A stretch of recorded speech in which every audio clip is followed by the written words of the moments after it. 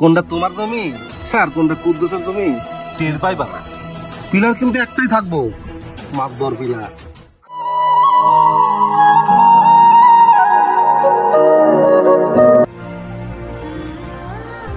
এ লাল জমি এইটা আমার, ওইটা আমার, ওইটাও আমার, এইটা কার? ওটা তো মাতবর সাহেব রহিম ভাইয়ের। আরে বেড়া, চতুর্থ সাইডে আমার জমি, মাঝখানে একটা জমি নিয়ে বসেছে। তোরা কি করস? বুঝতে পারছি মাতবর সাহেব, ব্যবস্থা করতেছি, সমস্যা নেই। বুঝছো? হ্যাঁ বুঝছি। চল আয়।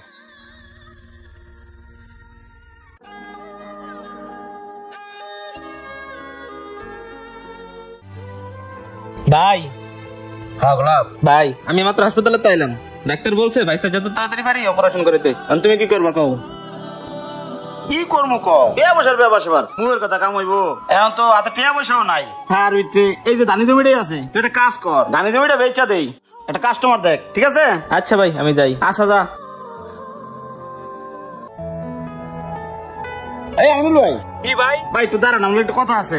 আমিনুল ভাই, আমরা তো এলাকায় টুকটাক জমির দালালি করেন। আমার যে ধানি জমিটা আছে না ভাই, ওটাই বেচবো, একটু বেচাই দেন না ভাই। আমার পোলাটার অপারেশন করা লাগবে, অনেক টাকার দরকার, একটু দেখেন না ভাই। আরে রহিম ভাই, জমি বেচবো ভালো কথা, তোমার আশেপাশে জায়গা সব তো মাতবরের কাছে বেচলে পারো। মাতবর এলাকায় সব জমি কিনে। হ্যাঁ রে ভাই, আপনি জানেন না মাতবার যে কিছু অসংখ্য লোক, হ্যাঁ আর একটা ভূমি দস্যু, হ্যাঁ জমি বেচলে আমি জমির দাম পাবো কন? তুমি গ্রামে থেকে বাইরে লোক আছে জমি বেচবা, এটা কি মাতবরে মাইনা নিবো? তুমি জমি বেচলে মাতবরের কাছে বেচো। ভাই আমার জমি আমি কার কাছে বেচবো না বেচবো আপনারা এটা কইতে না। আপনার মাতবারের মিয়া আর এক চামচা, আপনার কাছে আমার বলাটাই ভুল হয়েছে মিয়া। হ্যাঁ দেখমনি, তুমি জমি কার কাছে বেচো? আচ্ছা যান, মাতবরে গ্রামে সব কিনা রয়েছে একবারে।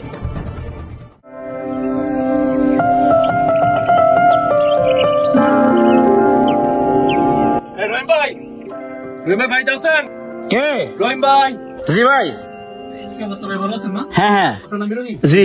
পাশের গ্রাম থেকে আসছি, শুনলাম আপনি নাকি ধানের জমি বিক্রি করবেন। হ ভাই ঠিকই শুনছেন, আমার বাচ্চাটা অনেক অসুস্থ, অপারেশন করতে হবে, অনেক টাকার দরকার, তাই বিক্রি করবো। কেমনি কি ভাই, জমি কাগজপত্র সব ঠিক আছে তো? হ্যাঁ রে ভাই, এটা হলো পৈতৃক সম্পত্তি, বাপ দাদার জমি, বছর বছর ধরে খেয়ে আসতেছি ভাই, আপনি নিশ্চিন্তে নিতে পারেন। ঠিক আছে ভাই, জমিতে চলেন, জমি পছন্দ হলে আমি এখনই বায়না করে যাবো। আচ্ছা চলেন দেখাই।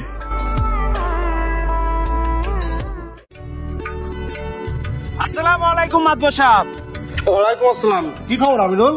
আপনি যে জমির খোঁজ নিতে কইছেন, এটা তো আমি খোঁজ নিছি মাতবর সাহেব। আপনার জমির পাশের জমিটা আছে না, ওটাই তো বিক্রি করবো রহিম মিয়া। কিন্তু আমি আপনার কথা কইছিলাম, হে তো আপনার কাছে বিক্রি করবো না, সে তো বিক্রি করবো বাইরের লোকের কাছে, টাকা বেশি পাইবো। মাতবর সাহেব, রহিম মিয়ার কিন্তু পাংখার কথা গেছে, আপনি খালি কোন আর পাংখা আমি ছাইটা দেই। কি কথা আমিনুল? এটাই যদি হয়, গ্রামে তো আমার বেটা কোনো অস্তিত্ব থাকবো না। ওই জমি বিক্রি করবো আর আমি জানি না। দেই ও কার কাছে জমি বিক্রি করে। তুই যা, দাঁড়া, ধর চা পানি খাইস, যা। আসসালামু আলাইকুম।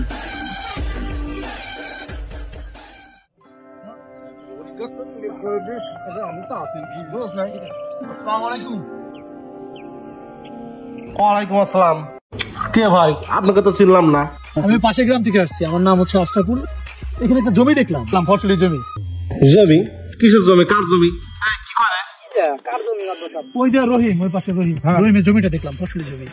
এই রহিম কার রে? ওই যে গত 1 মাস আগে আপনার কাছে আইছিল না, জায়গা বিক্রি করবো, 2 লাখ টাকা হাসছিল, নিলেন না, বেজাল না জায়গা। ও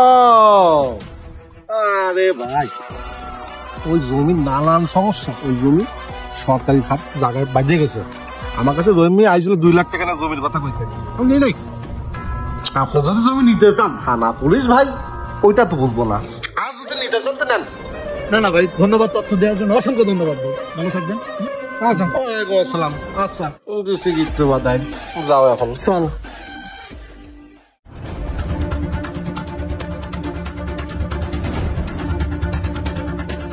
আসসালামু আলাইকুম মাতবার সাহেব। ওয়ালাইকুম আসসালাম। কি রহিম, কিছু বলবা? হ্যাঁ মাতবার সাহেব, মাতবার সাহেব, আমি একটা জমি বিক্রি করবো, আমার পুরোনো হাসপাতালে ভর্তি, অপারেশন করতে হবে, অনেক টাকার দরকার, আমি এই লেগে জমিটা বিক্রি করবো। আমি কি নাচ গান করবো জমিটা বিক্রি করে? কোন আমার এই জমিটা আপনি খালি ভাঙানি দিতেছেন, যে সকালে দেখে যায় সে আর বিকেল আসে না, কারণটা কি মাতবার সাহেব কোন তো? জমি? কিসের জমি? কার জমি? এ লাল কি কয়? মাতবার সাহেব, আপনি যেমন নাটক করতেছেন মনে কিছুই জানেন না আপনি। মাতবার সাহেব, এখন সময় আছে, ভালো হয়ে যান, এই জায়গা জমি নিয়ে কবরে যেতে পারবেন না, একদিন মরতে হইব। এই রহিম মিয়া, আস্তে কথা কও, তুমি কার লগে কথা কইতেছো জানো? রহিম মিয়া, তুমি এই এলাকায় জায়গা বিক্রি করবা আর মাতবর সাহেব জানবো না? তা কি কইরা হয়? মাতবর চাইলে কাগজপত্র লাগবো না, এমনি খাইবো জমি, তুমি দেখবা। এই রহিম, মাতবর কি তোর মতো চাষা বসারে যে তোর জমি লয় বয়া রইছে? জমি যদি বেচস তাহলে মাতবরের কাছে বেচবি, আর যদি না বেচস তাহলে তোর জমি নাই। মাতবার সাহেব, আমার অনেক বড় ভুল হয়ে গেছে, আপনাদের পায়ে পড়ি মাতবার সাহেব। আমি বাইরের লোককে জমি দিয়েছি, এটা আমার অন্য হয়ে গেছে মাতবার সাহেব। মাতবার সাহেব, আমার পুরাটা হসপিটালে ভর্তি, অপারেশন করার লাগবে, অনেক টাকার দরকার, আজকের মধ্যে টাকা জমা দিতে হবে। মাতবার সাহেব, আমার জমিটা নিয়ে আজকের মধ্যে টাকা দেন, আমার ঠকায়েন না। জমির যে দাম আছে ওই দামটা আপনি আমার দেন। পাও স্যার। এই লাল, এই যে রহিম 2 লাখ টাকা দিয়ে জমির দলিল টলিল কি আছে সবকিছু বুঝে নে, যা। মাতবার সাহেব, ওই জমি শতক 2 লাখ টাকা করে, 8 লাখ টাকা দাম হয়, আপনি আবার 1 লাখ টাকা কম দেন, 7 লাখ টাকা দেন। আর 50,000 বারে মাদবর সাহেব 2.5 লাখ টাকা দিয়ে দেন, ঝামেলা শেষ। কি কোন মাতবার সাহেব, 2 লাখ 2.5 লাখ শুরু করছেন? মাতবার সাহেব, আপনি কি আমার লাগে নাটক করতেছেন? ওই জমি আমি বেচুম না, প্রয়োজনে আমি আমার কিডনি বেচে বলার চিকিৎসা করব। হ্যাঁ রহিম, সোজা আঙ্গুলে যে ঘি উঠে না, আঙ্গুল যে বেকা করলে ঘি উঠে, এটা তো বুঝছস। তোমার 2.5 লাখ টাকা দিতে চাইছি না, তুমি 2.5 টাকাও পাবা না।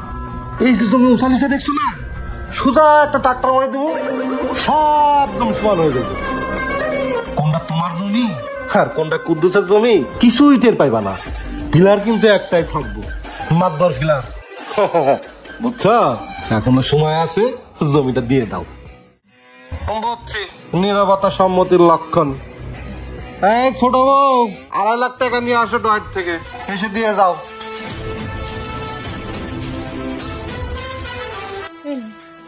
যাও ভিতরে যাও।